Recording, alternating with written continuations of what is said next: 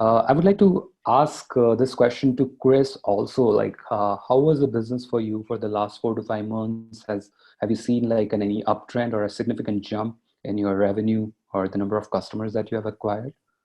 Yes, we've hit monthly sales records each month since March, and we're up Wow. about 1,000%, and it's ebbing and flowing.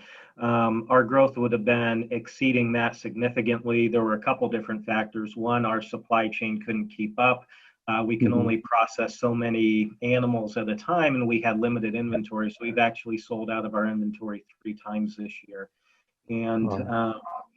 so it's a good problem to have, but a bad problem to have, and trying to get ahead of that into Yeah. letting the customers know what's going on, being transparent. Our customers have been great from an understanding standpoint. People kind of get the crazy environment that we're living in. So the biggest challenge that we've had outside of the supply chain before the pandemic was the customer acquisition and really cutting through the clutter. So Hmm. I would say in the small batch beef business, there are probably a couple hundred different players. Hmm. So how do we compete against people with much bigger budgets than we are? A lot of those folks are now back with private equity and other investors.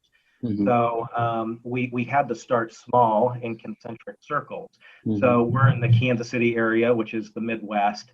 And so really getting customers who are fierce advocates of us, and we built that. And then Hmm. how are we able to expand nationally? The other challenge that we had was UPS. Well, the shipping companies had some issues with deliverability, and that's still kind of going on. In other words, it was we have a perishable product, and we couldn't get it to the customers on the coast within 3 days. So lost a lot of business there.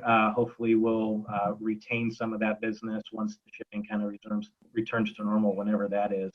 And so right now we're trying to get ahead of the supply chain so that we can not run out of inventory, but continue to overservice our customers because, like everyone's saying here, we're a family business, and so all of our employees are family members. But we want to give the highest service possible to our customers, the highest product, and that's number one, and then everything else will follow. Wow.